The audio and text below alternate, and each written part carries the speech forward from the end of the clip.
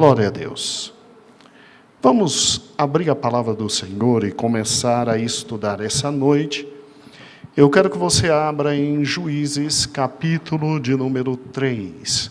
Juízes, capítulo 3. Tá bom? Pegue a palavra do Senhor e vamos compreendê-la. Juízes, capítulo 3.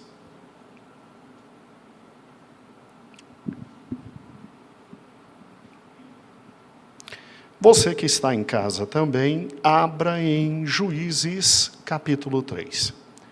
E aí teremos juntos toda a possibilidade de juntos, na presença do Senhor, crescermos em conhecimento. Assim diz a palavra do Senhor. Juízes, capítulo 3. Eu quero exatamente o último versículo que diz assim. Versículo de número 31. Depois dele foi Sangar, filho de Anate, que feriu 600 homens dos filisteus com uma aguilhada de bois, e também libertou a Israel. Amém? Lendo de novo. Depois dele foi Sangar, filho de Anate, que feriu 600 homens dos filisteus com uma aguilhada de bois, e também ele libertou a Israel. Os irmãos que estão acompanhando toda a leitura bíblica diária, estão com muita calma vendo o livro de Juízes. Tanto é que nós estamos praticamente na terceira semana de estudos e chegamos hoje, com a leitura bíblica, terminamos Otiniel, e amanhã seria exatamente o versículo de número 31 de Juízes 3, falando do terceiro juiz, Sangar. O terceiro juiz. Então, com certeza, o estudo de hoje estando, e o Senhor abençoando e ficando gravado, ele será reproduzido na sexta-feira. Amanhã, já estou avisando, teremos um estudo especial, não é nosso, é um estudo especial, de geografia bíblica mostrando os povos cananeus, características de cada um, e eu recomendo que os irmãos, amanhã na leitura bíblica diária, peguem 45 minutos das suas 24 horas. O que é 45 minutos? 24 horas. E olho colado no smartphone, porque a aula que teremos amanhã, de geografia bíblica, é fundamental e essencial. Fundamental e essencial. E, obviamente, esse estudo que estamos tendo hoje será reproduzido na sexta e sábado, um estudo especial sobre esses 3 primeiros juízes. Eu quero muito que os irmãos desfrutem o máximo possível do livro de Juízes. Por quê? Porque todo mundo só lê Josué, todo mundo gosta de Josué, todo mundo decora Josué, todo mundo entende o livro de Josué, e é um livro maravilhoso. E Juízes é um daqueles livros que fica um pouquinho para trás e tem conteúdo, tanto bíblico como teológico, essencial para a nossa vida. Essencial para a nossa vida. Então, hoje vamos estudar o terceiro juiz. E a gente para e pensa, mas vai sair alguma coisa de um versículo? Será que de um versículo da palavra de Deus sai algo? Porque, pastor, olha a informação do terceiro juiz. O primeiro, Otiniel. Quase que 6 a 8 versículos. O segundo, quase um capítulo inteiro. Né? Eude é quase um capítulo inteiro. E o terceiro juiz, um versículo. Um único versículo. Sim, um único versículo. Mas que tem um significado muito grande. Você vai aprender hoje uma técnica de interpretação da palavra de Deus, que será fundamental para você, quando você estiver lendo textos pequenos e isolados. Vamos lá? Que técnica é essa? Há uma regra ouro quando interpretamos a palavra de Deus, que é: a palavra de Deus se auto-interpreta. Então, olhe que interessante. Porque na leitura bíblica diária, nós começamos no Novo Testamento, e aí depois é que voltamos no Velho Testamento. Por uma razão simples. O Novo Testamento é exatamente a nova aliança, e os escritores do Novo Testamento, eles são intérpretes do Velho Testamento. Não é à toa que em Mateus você tem uma série de textos do Velho Testamento, e Mateus dizendo: se cumpriu isso. A mesma coisa Marcos, Lucas e João. E o apóstolo Paulo, um dos homens que mais conhecia o Velho Testamento na sua época, ele simplesmente, nas 13 epístolas que escreveu, eu creio que ele tem escrevido Hebreus, eu creio. Estou lendo um livro que tenta provar para mim o contrário. Estou lendo um livro de um estudioso muito conceituado nos dias atuais, e ele defende a tese de que quem escreveu Hebreus foi uma diaconisa da igreja primitiva. Fantástica a tese dele. E linda. Mas eu ainda continuo com o apóstolo Paulo, né? Ele é um grande conhecedor de grego, e aí ele mostra as diferenças do grego de Hebreus para o grego desempenhado por Paulo. E eu já tinha ouvido falar nisso, eu só queria uma obra robusta. E é inclusive a tese de doutorado dele, né?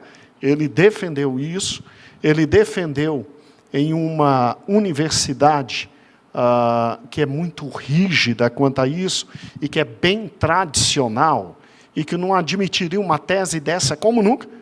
Conseguiu 10 com laude, né? Eu estou terminando de ler e estudar, e depois eu trago aos irmãos, a gente conversa sobre esse assunto. Mas eu ainda continuo acreditando que foi Paulo, mesmo ela sendo uma das maiores discípulas de Paulo. Interessante, né? Agora, é lógico que há muita coisa na palavra de Deus que não foi aberta a nós. Mas quando você pega o Novo Testamento, ele é a interpretação do Velho Testamento. Todinho. É o querido irmão em Cristo, Mateus, Marcos, Lucas, João. É Judas, irmão de Jesus. É Pedro, interpretando todo o Velho Testamento e dizendo: se cumpriu, se cumpriu, se cumpriu, se cumpriu. E aí o que acontece? Por isso que nós começamos a leitura diária lendo o Novo Testamento. Porque você só entende profundamente o Velho Testamento à luz de todo o Novo Testamento. Agora, e quando a gente tem um texto como esse, pastor? De um único versículo, que não tem referência sobre ele no Novo Testamento, e que parece final e isolado. Como é que interpreta? Vamos lá. Regra número 2. A Bíblia interpreta a própria Bíblia. Uai, mas essa não era a regra número 1? Sim. É a número 1 e é a número 2. Ninguém está autorizado a interpretar a Bíblia da própria cabeça. Ai, que eu estou lendo e o Espírito me falou isso. Ótimo. Você teve uma iluminação do Espírito? Anote. Vai sair dizendo o que Deus te deu? Nunca. Pega a tal iluminação que você teve e vá ler o resto da Bíblia para ver se você e eu não estamos falando besteira. Então tem que ter cuidado com a palavra de Deus. Ninguém tem o direito de simplesmente pegar e ler e dizer que entendeu assim. Você tem o direito de, para você, ler e dizer, eu assim entendi. E aí você anota. Por isso que crente tem que ter caderno e caneta na mão sempre. Para ele anotar tudo que está. E depois que ele anota, aí ele diz, Senhor, será que o que eu entendi é o que está escrito? E será que o que eu entendi está de acordo com a tua palavra? Aí a gente abre a palavra, e a gente vai lendo a palavra, e a gente vai vendo direitinho exatamente tudo que está. Vou lhe dar um exemplo extremamente simples. Você abre Gênesis capítulo 1. No princípio, criou Deus os céus e o quê? E a terra. E a terra era sem forma e o quê? Vazia. E o Espírito de Deus disse, haja luz, e houve o quê? Luz. Espírito de Deus não. Deus disse, haja luz e houve luz. Porque o Espírito pairava sobre as águas. Aí você diz, bem, eu entendi. Deus criou a terra no início era sem forma e vazia, e Deus foi falando e tudo foi acontecendo. E aí você vai lendo a palavra de Deus, aí lá em Isaías, diz assim, que Deus quando criou a terra, não criou para que ela fosse sem forma e o quê? Vazia. Quer dizer, a compreensão se ampliou. Aí você chega em João, João diz que no princípio era o verbo estava com Deus, e o verbo era o quê? E todas as coisas foram feitas por ele, e sem ele nada do que foi feito, o quê? Se fez. Opa!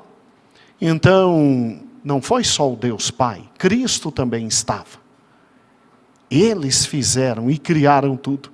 E aí, olha que interessante, você chega em Apocalipse, tem o cântico da criação dizendo, ó grandioso Deus, tu és soberano, a ti toda a glória, todo louvor, toda a honra, porque criastes todas as coisas com o poder da tua palavra. Aí pegou tudo, aí você tem uma informação firme e segura. Sim, eu interpretei certo aquilo que estava desde o início. Compreendeu como é? Agora, um texto como esse aqui, pastor, não tem consequências no Novo Testamento. Não tem abertura de entendimento. Meu Deus, como é que eu leio e entendo esse versículo? A Bíblia explica a própria o quê? Bíblia. Vamos lá. O versículo está dentro de onde? De um capítulo. Então, a primeira coisa que você tem que fazer é não isolar textos bíblicos. É ler o versículo à luz do capítulo. Ler o versículo à luz do capítulo. E aí é óbvio que o versículo vai fazer toda a diferença. Quer ver? Vamos juntos? Deus precisava de mais de um versículo para falar de sangar? Não. Deus, quando usou Samuel para escrever, eu creio, ninguém creia como eu se não quiser, mas eu creio que Juízes foi escrito por Samuel. Tem gente que diz que foi discípulo de Samuel. Eu creio que foi. Pastor, poxa, Deus nunca deixou alguns livros terem autoria certa, né? Só para a gente dizer, olha, eu pesquisei, eu acho que foi. E para a gente não se esquecer que, na verdade, o autor é um só. É quem? Deus. Só para isso. Tá bom? Mas Samuel, quando escreveu, Samuel estava com a cabeça onde ao botar um único versículo. Ora, a palavra não é de Deus? Ele não inspirou Samuel a colocar isso? Samuel não precisava mais de um versículo para falar tudo sobre sangar. Por quê? Porque o versículo diz assim, depois dele. Então vamos voltar para o contexto. Quem é o ele ou dele? Primeiro juiz foi quem? Otiniel. Segundo juiz foi quem? Eude. Então olha que interessante. Depois de Eude, foi Sangar, filho de Anate, que feriu 600 homens filisteus com uma aguilhada de bois. E também libertou a quem? A Israel. O que o texto está dizendo? O texto está dizendo, olhe o capítulo 2, porque é nele que você tem tudo sobre Sangar. Olha que interessante. Depois dele, Sangar, filho de Anate, que feriu 600 homens dos filisteus com uma guilhada de bois, e também libertou Israel. O que significa e também libertou Israel? Então vamos juntos. E depois dele, então o terceiro juiz, Sangar. E Sangar fez o quê? Também libertou Israel. Como é que a gente interpreta isso? Fácil. Samuel, ao escrever esse versículo, ele sabia perfeitamente que os seus leitores, na época, deduziriam algumas coisas. Tais como, Eude morre, e olha que Eude julga Israel por 80 e quantos anos? 80 anos. Eude morre. O que acontece depois da morte de Eude? Para que tenha sentido a expressão, e também ele libertou Israel. Porque também traz simetria. Traz o mesmo ocorreu. Também ele libertou Israel. Vamos juntos? Para que o primeiro juiz pudesse levantar Otiniel, o povo fez o quê? O que era mal diante do Senhor. Aí Deus entrega aquele povo à escravidão. Eles clamam em arrependimento, Tasso. E Deus levanta Otiniel. 40 anos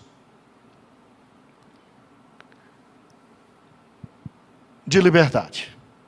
Aí, olha que interessante o texto de Juízes, capítulo 3. Ó que interessante o texto de Juízes, capítulo 3. Eude.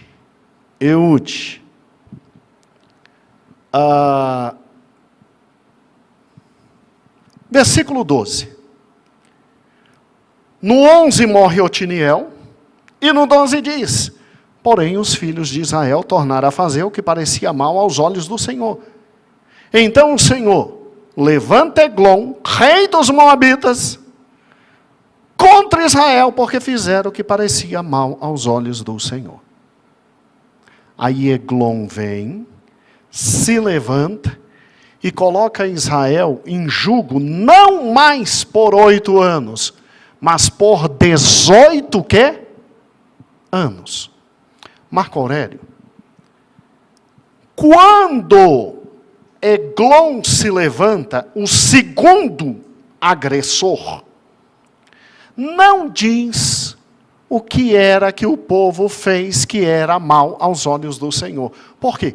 Porque Samuel já sabia que não precisava descrever de novo. Ele já tinha descrito que era isso antes do primeiro juiz, que é exatamente habitar o povo junto com os outros e não expulsá-los, pegar e unir famílias, casamentos mistos, e o pior, ir e adorar a Baal e a Será. Aqui com Otiniel, se fala tudo que eles fizeram errado. Agora, Otiniel morre, e depois que Otiniel morre, o povo segundo o que está em Juízes 3, 12 em diante, fizeram o que era mal ao Senhor. E não diz o que eles fizeram, porque já tinha dito no contexto anterior. Quem lesse o capítulo entenderia. Aí o que acontece? Aí vem descrever Eude, as dificuldades, os problemas. Vem descrevendo toda a estratégia dele, dada por Deus, para salvar Israel. E aí, Eude salva. A Bíblia diz que Israel fica exatamente 80 anos em paz. E aí vem o terceiro rei. E quando chega no terceiro rei, se diz somente o seguinte: depois dele, Eude, foi Sangar, filho de Anate, que feriu 600 homens dos filisteus com uma guilhada de bois, e também libertou Israel. E também libertou Israel, sabe o que significa? Significa que depois que Eude morreu, Marco Aurélio, Israel voltou a fazer o que era mal diante de quem? Porque Deus não colocaria Israel em escravidão, você só liberta quem é o quê? Escravo. Se Israel não tivesse feito o que era mal diante do Senhor. Então, o que o nosso querido Samuel fez aqui? Samuel disse consigo mesmo: eu não vou precisar de escrever tudo de novo. Eu não vou precisar dizer que esse povo, de novo, caiu em escravidão por causa de tudo que tinha feito anteriormente. Já está dito aqui. É como se Samuel, tadinho, fosse escrevendo e vai ficando cansado, e vai escrevendo, vai ficando cansado, e aí no final diz, ó, quem lê isso aqui, lê o contexto, entendeu tudo. E é verdade. E é verdade. Israel só precisou de libertação porque se tornou de novo escravo. E à luz de Deuteronômio, ele só se tornaria escravo se fizesse o que era mal. Diante de quem? Do Senhor. Então preste atenção. Eude morre. Há um período de tempo que não sabemos qual é. Mas Israel, por não ter fisicamente um juiz que sirva a Deus, volta a fazer o que é mal perante os olhos do Senhor. Cai em escravidão. Deus suscita Sangar, que se parece muito com Sansão, né? Sansão arrebentava filisteu de cima a baixo, e uma vez arrebentou com uma queixada, não foi? Foi uma queixada. Esse aqui matou 600 com um aguilhão de boi. Agora preste atenção. Deus levanta Sangar. E Deus simplesmente se recusa a descrever Sangar em todos os detalhes dessa empreitada de libertação de Israel. Só diz simplesmente que ele se levanta, com uma aguilhada de bois, ele destrói, acaba, mata, simplesmente 600 filisteus e liberta Israel. Então presta atenção. Agora, você tem uma história de um homem que não sabemos se fez isso sozinho. Primeiro detalhe é esse. Não se sabe se ele fez sozinho. Porque muitas vezes, quando a Bíblia diz, e foi e libertou Otiniel, um exército poderia estar com ele. Aqui um exército estava com ele? Não sei. Aqui diz de forma muito simples que ele feriu 600 homens. A gente não sabe se esses 600 que ele feriu foi de uma vez só. E aí o milagre é fantástico, né? Venhamos e convenhamos. Matar de uma vez só 600 homens, sozinho, com uma guilhada de boi, é fantástico. Ou se durante a vida inteira dele de tentativa de libertação, se foram várias tentativas, ele ao total mata 600. A intérprete para absolutamente tudo. Como é que eu penso? Eu creio que sim, ele sozinho, num único momento, matou 600. Eu creio. O Espírito de Deus vinha sob sanção e ele botava para quebrar, porque o Espírito de Deus não podia vir sobre sangar. Por que não podia vir? Entendeu como é que é? Você tem uma ideia desse período de sangar? Porque nos outros, pelo menos, você tem descrições fantásticas. De escravidão completa e horrível e absoluta. Tanto é que Eude foi levar para Egon o que ele exigia. E se os irmãos acompanharam os estudos na semana, os povos que dominavam faziam exigências terríveis, né? Coloquei um texto de um rei egípcio exigindo de alguém em Canaã, um dos seus vassalos, que mandasse todo o tributo e que no meio dos presentes mandasse a filha dele, do rei cananeu. Acho que os irmãos ouviram esse áudio. Está vendo como é que era a coisa assim? De cima para baixo e acabou. Agora, olha que interessante. Você tem uma pequena noção de como estava cada um dos hebreus e os dias de sangar no cântico de Débora. Segunda-feira nós começamos a estudar Débora.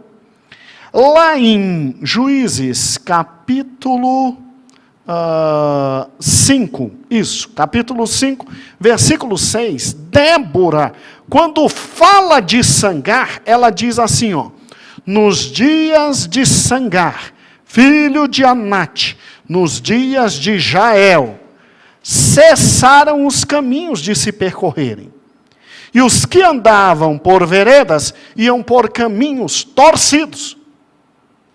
Como assim? Os filisteus eram tão bandidos, que os caminhos em Canaã, que eram abertos, grandes e largos, para você passar de uma região para outra, já não passavam, porque os judeus eram assaltados.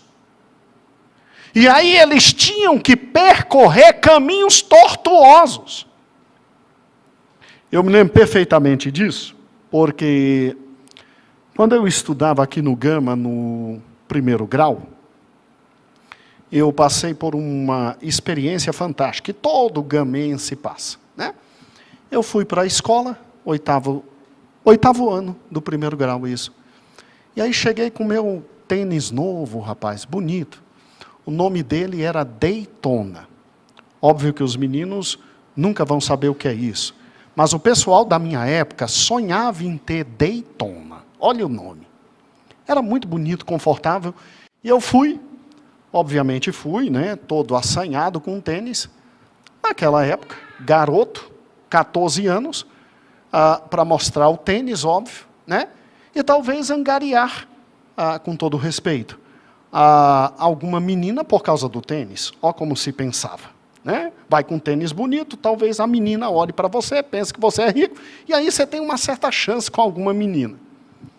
Voltei sem menina, e cheguei em casa sem o tênis, chorando, Porque, rapaz, me pegaram na saída do colégio 5 indivíduos, tomaram o meu tênis, me bateram, e ainda disseram, amanhã queremos mais. Eu estudei com Ivone, né? A gente estudou na mesma sala. Quando não era assaltado dentro da sala, era fora. Era simples. Meu Deus do céu, era a coisa mais simples do mundo. Mas assim, eu sempre fui assaltado, me tomavam caneta, tomavam uma coisa. Mas tomar o tênis e ainda me bater foi ruim. Resultado, Elias, no outro dia, eu era de conga mesmo, a famosa conga. Nem bandido queria conga, né? Eu estava com a minha conga, e minha mãe tinha avisado, não vai de tênis novo. Mas o irresponsável aqui, e além de estar de conga, o que eu fiz? A partir daquele dia, eu não voltei mais pelo mesmo caminho, aquela estrada boa, maravilhosa, do colégio para casa, né? Todo dia eu voltava por um beco diferente, tentando fugir dos caras. Mas os caras nunca mais foram atrás de mim, porque eu nunca mais estava de tênis. Foi simples. E também, meu pai, de vez em quando, aparecia no colégio para dar uma olhada, ver o que estava acontecendo. Todo pai preocupado faz isso, né? Então, eu quando li isso aqui, eu não interpretei espiritualmente, Elias. Ninguém andava em veredas certas, mas só em caminhos tortuosos. Alguns interpretam diferente de mim, Tasso. Alguns interpretam dizendo assim, que Israel estava espiritualmente tão cego, tão cego, tão cego, tão cego, que só andava em veredas tortas. Não queria mais andar na vereda certa do Senhor.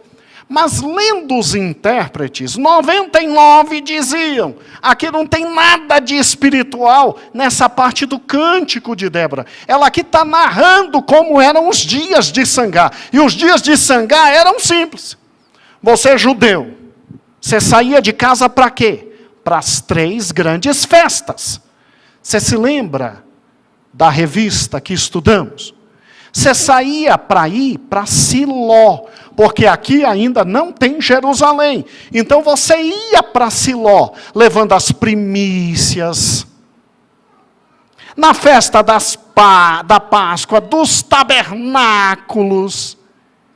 E aí você ia nos caminhos maiores, preparados para você chegar em Siló, onde estava o tabernáculo.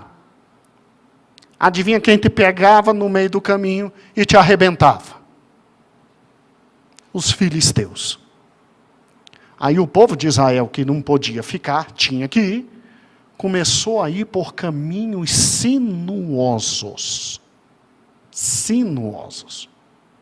Então, quando você lê Juízes 5, versículo 6, que é o cântico de Débora, assim diz a palavra do Senhor. Nos dias de Sangar, filho de Anate. Então ela está falando Sangar, Anate, que é quem nós estamos falando. O terceiro o quê? Juiz. Cessaram os caminhos de se percorrer. E os que andavam por veredas, iam por caminhos torcidos. Então, você pode interpretar aqui que o povo de Israel cessou e abriu mão de andar nos caminhos do Senhor. Agora, sociologicamente, a maioria interpreta que os filisteus dominavam de tal forma que judeu não podia ir de um canto para outro, não só indo para as festas, mas também ir de uma cidade a outra porque judeu é comerciante, gente. Para levar seus produtos e comerciar. Porque, meu amigo, era assalto e roubo por parte de quem? Dos filisteus. Agora, também aqui você pode, se desejar interpretar, que era um momento espiritualmente tão decadente, que ninguém mais andava em veredas retas, mas só em caminhos torcidos. Por isso que lá eu creio que Isaías, o Senhor diz assim que quando viesse aquele que o precederia, João Batista, ele ia o quê? Endireitar as veredas para a vinda do Messias. Né? Então é perfeitamente possível isso. Interpretando de uma forma, interpretando de outra forma, as duas terminam na mesma realidade. O povo vivia a opressão, seja espiritual, seja a opressão material dos filisteus, e eu creio que as duas opressões aqui existiam. Porque fizeram o que era mal diante do Senhor. E aí dói no coração da gente voltar para Juízes, capítulo 3, versículo de número 31, porque, pensa comigo, meu amado irmão, com Otiniel, a terra sossega 40 anos, isso está em Juízes 3 e 11. Então, durante 40 anos, com o primeiro juiz, todo mundo viveu de acordo com a palavra de Deus. Com Eude, a terra sossega 80 anos. 80 anos. É o que está no versículo 30 de Juízes 3. Então, veja, 120 anos. Esse povo soube o que é servir a Deus. Tudo bem que entre os 40 e os 80, você tem 18 anos de escravidão. Você não pode esquecer isso. O povo fazia o que era mal, escravidão. 8 anos, Deus levantou Otiniel, 40 anos de fidelidade. Otiniel morre. O povo volta a fazer o que é mal diante do Senhor. 18 anos de escravidão na mão de Eglon. Aí o Senhor levanta Eude, 80 anos de vida, de paz e de sossego. Aí não se diz como é que agora os filisteus entram na história. Aqui não vem dizendo. Aqui não vem dizendo se os filisteus, tal como Eglon, fez uma aliança contra os povos para invadir Israel. Aqui não vem dizendo como é que os filisteus exploravam. Você tem um versículo de um cântico que pode ser interpretado de duas formas. Aqui só se diz que os filisteus vieram e botaram para quebrar e botaram em escravidão. Então o que a gente pode deduzir? Escravidão normal como qualquer outra. Eu, rei filisteu, estou determinando sobre você, Israel, que me pague tributo. E se eu levar em consideração a análise sociológica do cântico de Débora naquele ponto, ainda vou deixar filisteu no meio de vocês para roubar vocês, quando vocês andarem pelas estradas. Preocupe-se não. O grande problema é, você ainda está com aquele mapinha que eu te dei semana passada? Ainda está? Pegue por gentileza. Pegue o mapinha. Como é bom a gente estar junto na igreja, né? A gente tem um pouco mais de possibilidade. Pegou o mapinha?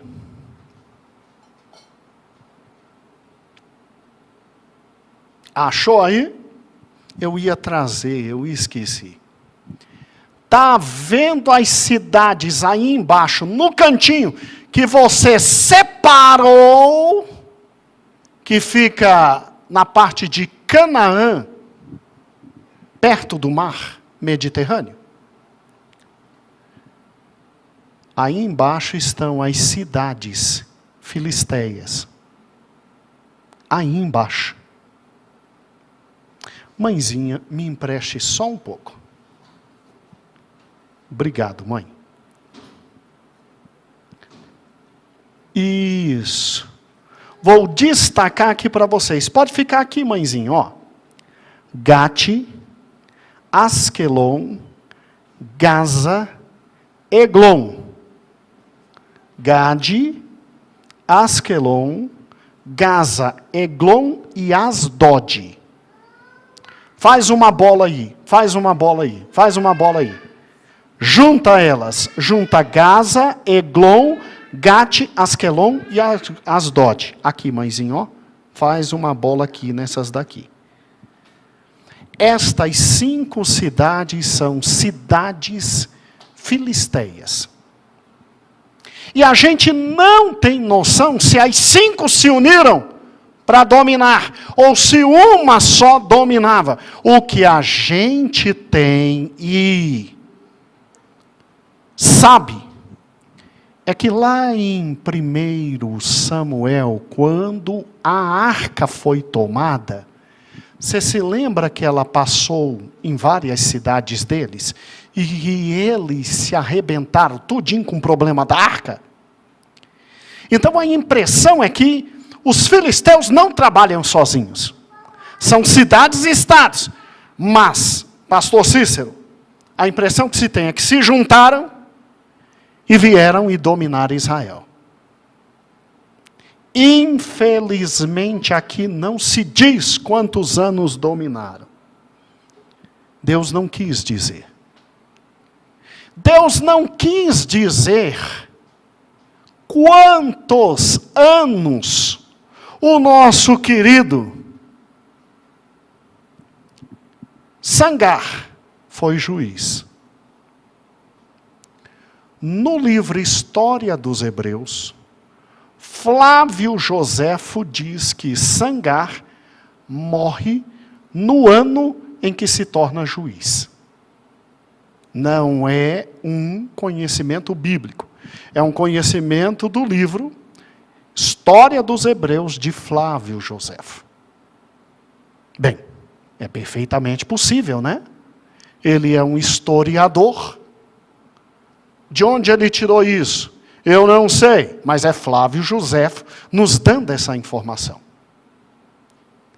Agora, por que Deus não quis dar mais detalhes? E até onde a gente pode ir na interpretação? Bem, vamos juntos. Quando Deus se cala, é bom a gente se calar. Quando Deus não fala, é bom a gente não falar. Mas a gente pode deduzir aquilo que está no texto bíblico. Então é correta a dedução de que Israel se tornou escravo de novo. É correta a dedução de que Israel fez o que era mal perante o Senhor, por causa do capítulo 2.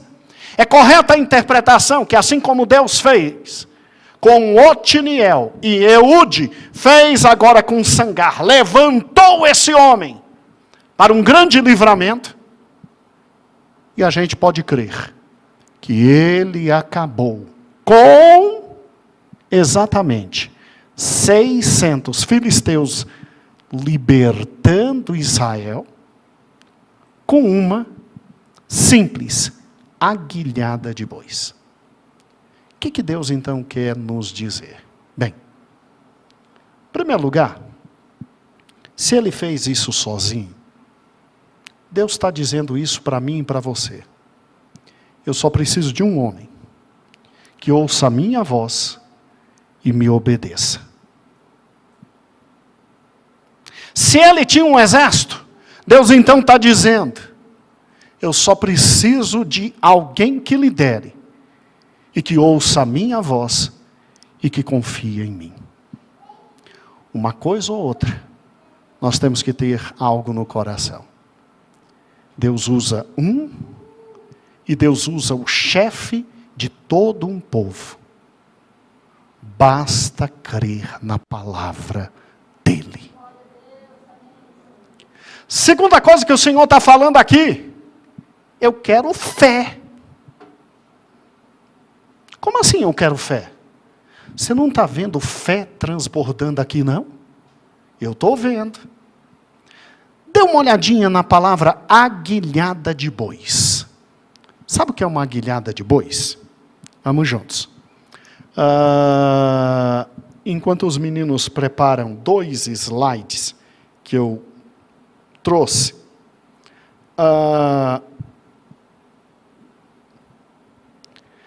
a expressão aguilhada significa vara comprida com ferro na ponta, usada para ou conduzir ou instigar bois.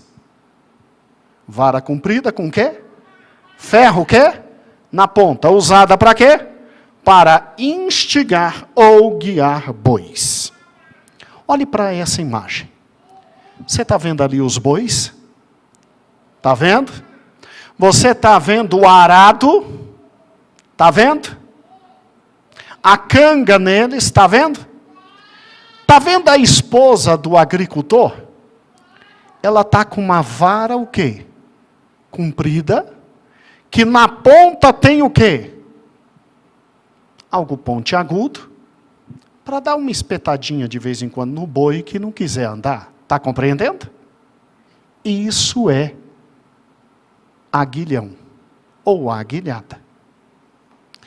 Alguns dizem que nas aguilhadas tinha também, está vendo ali, ó, na ponta é a ponta, na outra, segunda imagem, filho, na outra ponta dessa vara comprida, a próxima imagem, não era um instrumento para machucar. Amplia, por gentileza. Era um instrumento para conduzir. Está vendo? Ó, ali em cima. Olha lá. Era um instrumento que você batia e o boi ia. Agora, quando o boi não queria ir, você virava e dava uma cutucada. Aí ele ia. Aí ele ia. Gente, volte na primeira imagem, meu filho. Os especialistas dizem isso. A primeira imagem, ela é significativa. Amplia o máximo possível, perto dos bois. Está vendo aí a pontinha com que se espetava? Foi com isso que Sangar matou 600 filisteus. Agora olhe para cá. Muito obrigado, filho. Isso é fé. Sabe por que eu digo que é fé? Porque os filisteus não eram originários daquela localidade.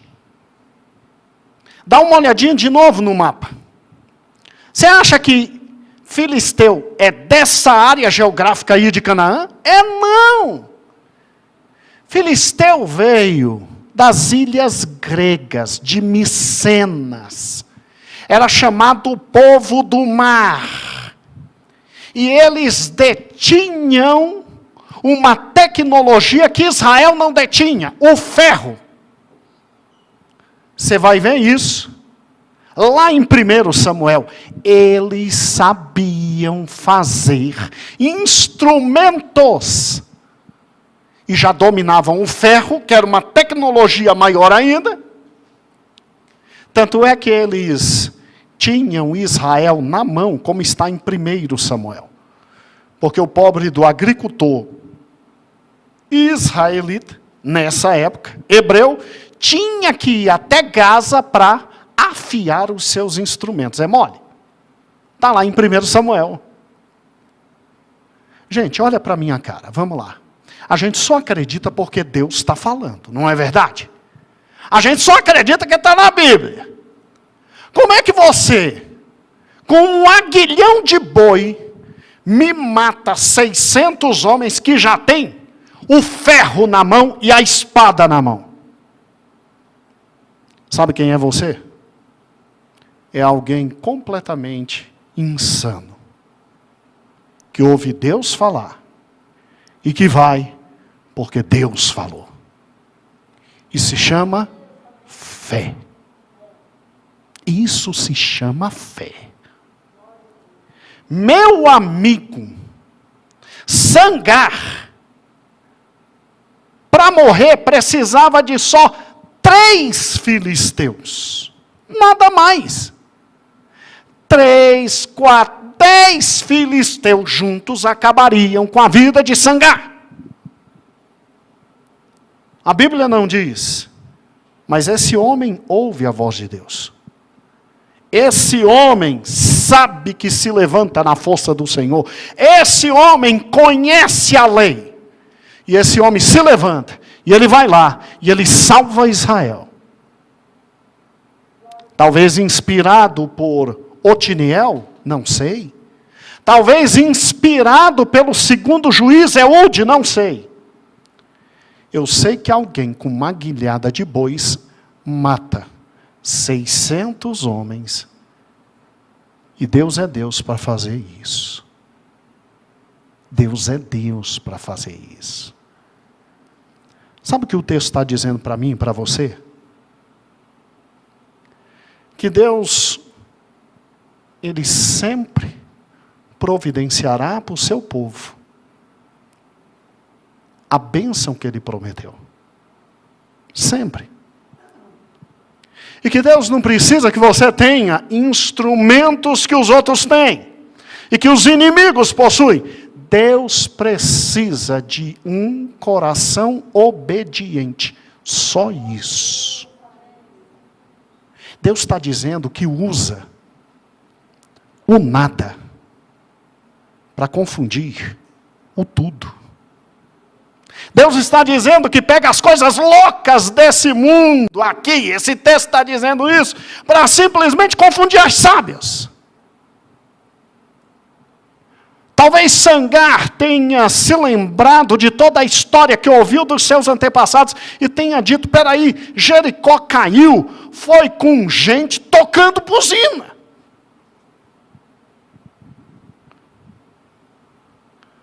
Talvez Sangar tenha se lembrado da história que ouviu, que bastou caminhar, que o Jordão abriu, e olha que o Jordão estava transbordando.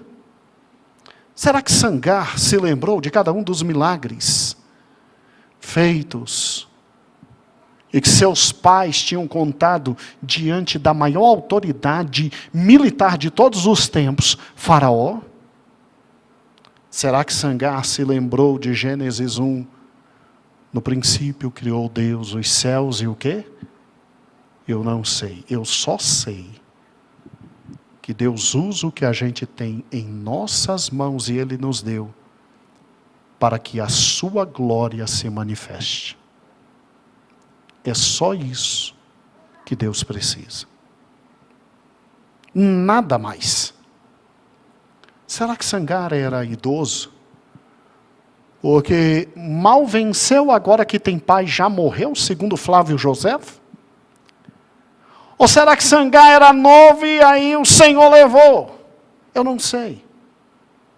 O que eu sei é que Deus não dá sua glória a ninguém, e eu não estou dizendo que Sangar pegou a glória e por isso morreu. Quem diz da sua morte é Flávio Josefo. O que eu sei é que a humanidade sempre precisou de um libertador. E ele veio. E ele libertou. E ele venceu a morte. E está vivo. E tem todo o poder. Pelos séculos dos séculos sem fim. Sangar não sabemos quem na verdade era Anate. Muita discussão existe sobre isso. Aqui Deus não quis destacar a família. O primeiro libertador, Deus destaca uma família. De uma tribo que se volta para Ele. De uma família que o serve e diz, olha, famílias que me servem, do meio delas eu tiro servos para mim. Eude não vem de uma família tradicional, de uma família forte, de uma família grande. Ao contrário, era benjamita, da menor tribo. E Deus diz, eu também uso pequenos das menores tribos, de famílias insignificantes. Agora, Sangar é fantástico. Sangar a gente não consegue determinar família, a gente não consegue determinar pai, não consegue determinar mãe, não consegue determinar de onde veio, para onde vai, quanto tempo vive, quanto tempo não vive. Sangar é a maior prova de que Deus usa quem Ele quer, na hora que quer, desde que esse não apresente desculpas. Gideão, meu compadre, que dificuldade para ir, meu amigo. Teve que descer anjo do céu para conversar com um cabra e ainda mostrar fatos. Sangar é alguém que obedece por obedecer. Sangar não dá desculpa do local de onde veio, do nome que tem, da família que possui e dos instrumentos que estão na mão. Sangar não é aquele tipo que diz assim, mas o Senhor nos abandonou. Sangar não é aquele tipo que diz assim, mas pera aí, tá de brincadeira, aguilhada de boi contra filisteu.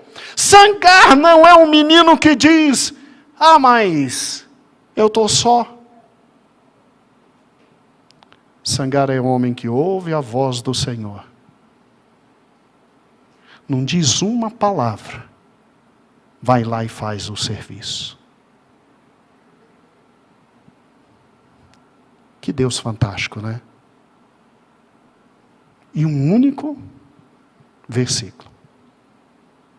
Sangar, o terceiro juiz. Senhor, dá-nos a fé desse homem. Oh Deus, levanta em nosso meio Sangar, vários homens que não discutem sobre o que tem na mão, somente dizem, é isso que tu vais usar, vamos embora. Homens que não discutem se tem ou não exército, é a mim que queres usar, vamos. Homens que não trazem a glória para si, porque talvez Sangar não conseguiu nem viver como juiz, ó Deus. Ele não teve tempo de desfrutar das benesses de ser um juiz.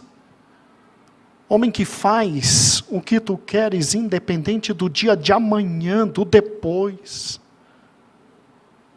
Homens dignos de ter o seu nome cravado num único versículo. E que fala tanto quanto homens que escreverão livros na tua palavra.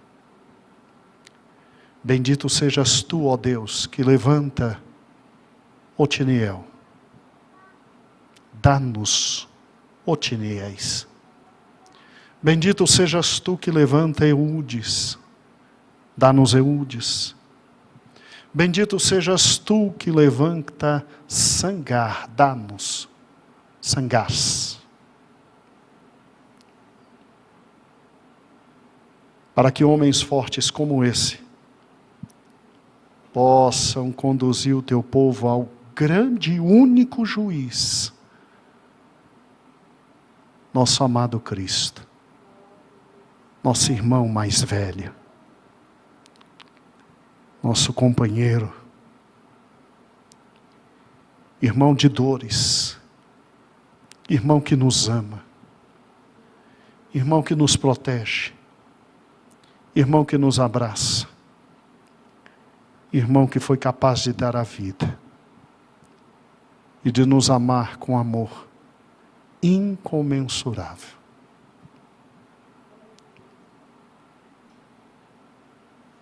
Obrigado, Cristo, porque Otiniel apontava para ti. Eude apontava para ti. Sangar aponta para ti. Nenhum deles foi completo. Mas todos nos fazem olhar para ti. Autor e consumador da nossa fé. Glórias ao teu nome, ó Deus, para todo sempre. Amém. Que Deus maravilhoso, né? Que Deus maravilhoso. Amanhã não perca a aula. Olha, assiste com calma. É um excelente professor, vai ter mapa, vai ter tudo, informações, versículo. Vai devagar. Assiste, você vai crescer tanto. Vai ser uma bênção na sua vida. Aí sexta-feira, o que tivemos hoje será repassado, que no sábado eu quero de novo dar um estudo especial. Tá bom?